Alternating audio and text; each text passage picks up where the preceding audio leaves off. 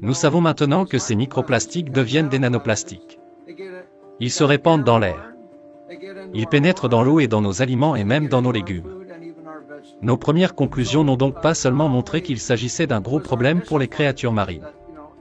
Aujourd'hui, c'est un problème pour tout être humain, pour tout écosystème, pour tous les milieux, et j'en passe. Eh bien, maintenant nous savons que vous tombez malade à cause du plastique. Votre vie sera écourtée par le plastique. Les micros et nanoplastiques s'accumulent dans le sang et sont transportés vers divers organes humains.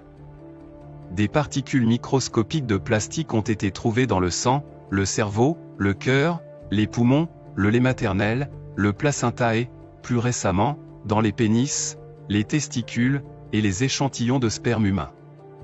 Les substances toxiques libérées par le plastique perturbent le système endocrinien, entraînant des conséquences graves, notamment l'infertilité, des déséquilibres hormonaux et un risque accru de cancers tels que le cancer du sein, de l'ovaire, et de la prostate. Les additifs chimiques dans les plastiques ont également un impact négatif sur le système cardiovasculaire, et augmentent le risque d'athérosclérose.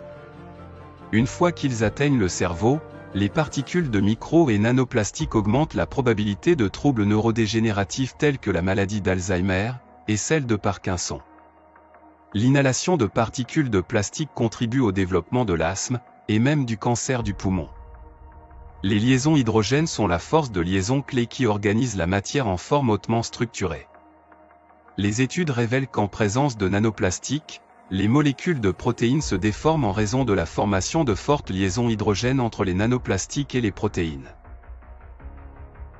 Rappelez-vous que tous les organismes vivants sont composés de protéines, par conséquent, leur déformation peut avoir des conséquences biologiques graves, affectant le fonctionnement des cellules, des tissus, et des organes.